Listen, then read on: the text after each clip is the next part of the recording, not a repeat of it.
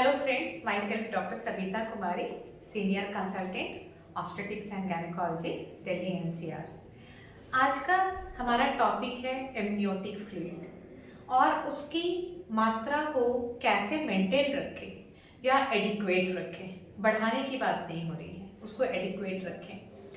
तो ये बहुत सारी महिलाएं जानती हैं कि बच्चे के थैली में जो होता है पानी होता है, एमनियोटिक सैक कहते हैं, उसके चारों तरफ पानी, उसके अंदर पानी होता है, उसमें बेबी होता है, स्विम करता रहता है, ठीक है।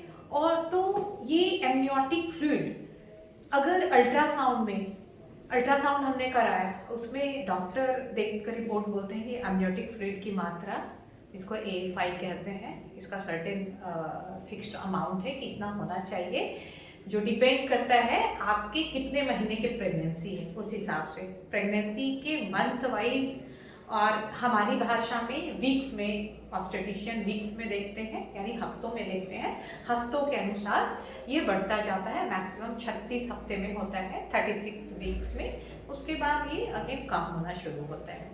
तो जो इनका फिक्स्ड पैरामीटर्स होता है बढ़ने का, वो रेडियोलॉजिस्ट देखते हैं, तो आपको बताते हैं कि फ्लूइड कम है।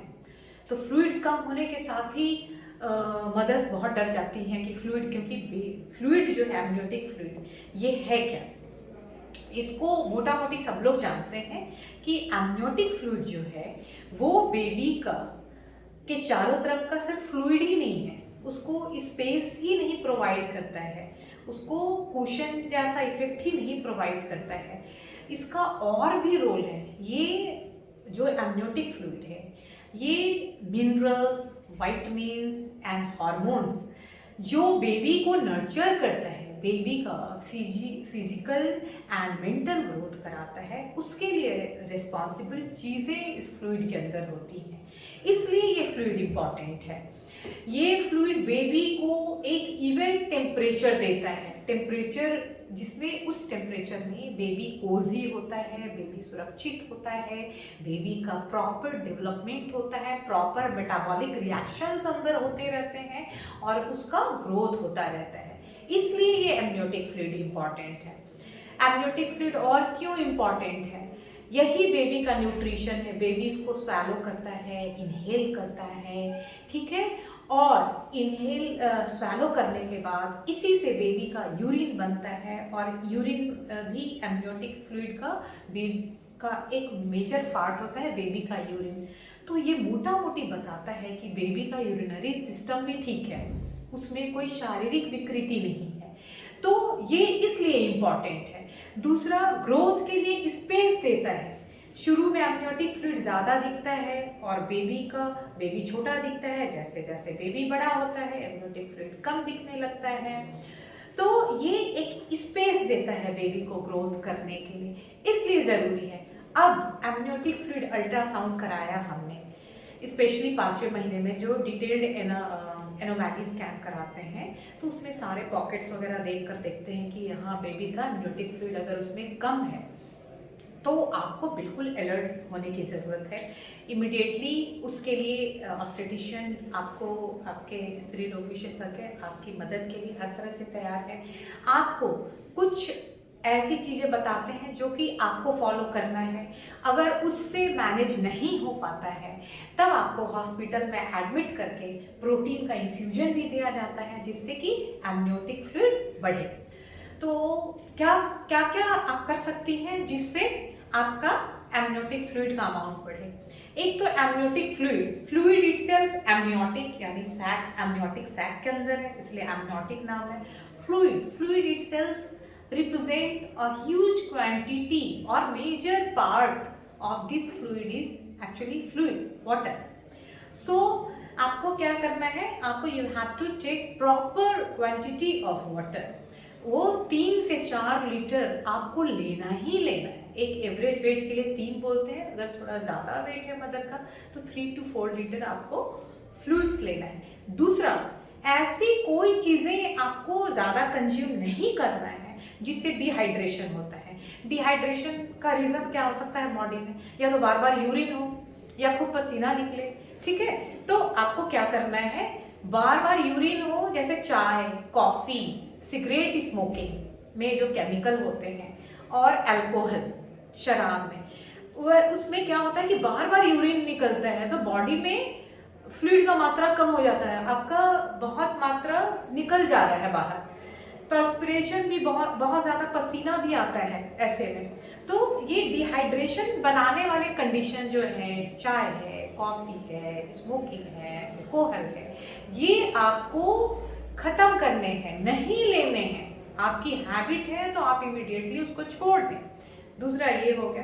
तीसरा, आप प्रोटीन वाली चीज़ें ज़्यादा खाएं, ठीक है। प्रोटीन वाली चीज़ें, मिनरल्स वाली चीज़ें। प्रोटीन क्या करता है कि खून की नली में उसका कॉन्सेंट्रेशन ज़्यादा होने से क्या होता है कि वो आसपास के टिश्यू से जो एक्स्ट्रा वैस्कुलर फ्लूइड हैं उनको अपने अंदर करता है, अब वेसल के अंदर रखता है। वेसल के अंदर जब फ्लूइड कंटेंट ज़्यादा होगा तो ऑब्वियसली ब्लड, बेबी को ज़्यादा ब्लड सप्लाई होगा। ब्लड सप्लाई ज़्यादा होगा तो ब्लड जो बच्चे को सप्लाई होता है अवल नाल के थ्रू, वो भी एक रीजन, वो भी एमनियोटिक फ्लूइड को उससे भी एमनियोटिक फ्लूइड बनता है, ठीक है। तो आप ब्लड सर्कुलेशन बढ़ाने वाला जो जो काम है वो आप कर सकते हैं। जैसे आप 30 to 60 मिनट्स डेली आपको वॉक करना है। वॉक करने से क्या होता है, जब आप वॉक करते हो तो ये आपका पेल्विक रीजन है जहाँ पे बेबी है, तो वॉक करने से क्या होता है कि खून का सर्कुलेशन उस एरिया में, पेल्विक एरिया में जहाँ यूट्रस है, बढ़ जाता है आपके एक्टिविटी से, एक माइल्ड एक्सरसाइज से, वॉक करने से।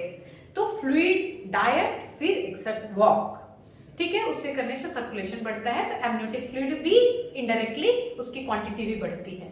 फिर उस बहुत सारा और भी चीज़ें हम लोग बताते हैं कि आप इलेक्ट्रॉल पाउडर लें। इलेक्ट्रॉल पाउडर भी बहुत अच्छा काम करता है, जो लूज मोशन में लेते हैं वो एमनियोटिक फ्लूइड को बढ़ाने में एविडेंस बेस्ड तो है, ठीक है, वो हेल्प करता है। कोकोनट वाटर हेल्प करता है। आप जितने फ्रूट जूस है, हरी पत्तेदार सब्जियों का जूस भी निकाल कर, ये सब की इन खाद्य पदार्थों का मात्रा अपने डाइट में बढ़ाएं तो एमनियोटिक फ्लूइड बढ़ने में बहुत हेल्प मिलता है।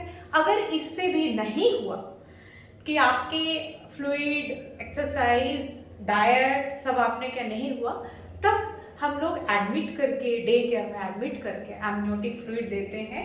वो सर्टेन इंटरवल पे 3 डोजेज में देते हैं। फिर अल्ट्रासाउंड करके देखते हैं कि फ्लूइड की क्वांटिटी बढ़ा कि नहीं। इसको 2 से 3 सीटिंग में भी हम लोग देते हैं तो मोस्टली एमनियोटिक फ्लूइड बढ़ जाता है, अनटिल अनलेस की बहुत मेजर कंजेनाइटल प्रॉब्लम ऐसा नहीं है जिसकी वजह से एमनियोटिक फ्लूइड नहीं बन रहा है, या फिर कोई ऐसा ब्लड वेसल से रिलेटेड कोई वैस्कुलर इश्यूज नहीं है जिससे ब्लड सप्लाई ही प्रॉपर नहीं हो रही है, तो ऐसे में नहीं बढ़ने का चांसेस होता है। लेकिन मोस्टली इन चीज़ों में हम लोग ऐसे करके फ्लूइड बढ़ा सकते हैं और इस तरह से हम लोग बेबी के फिजिकल ग्रोथ को प्रमोट कर सकते हैं। तो आज हमने जान लिया कि एमनियोटिक फ्लूइड बढ़ाने के लिए क्या क्या मैं घर पे कर सकती हूँ और किस लेवल पे फिर डॉक्टर का क्या रोल होता है और मेडिकेशन का क्या रोल होता है, ठीक है। तो आज की इसी जानकारी के लिए धन्यवाद।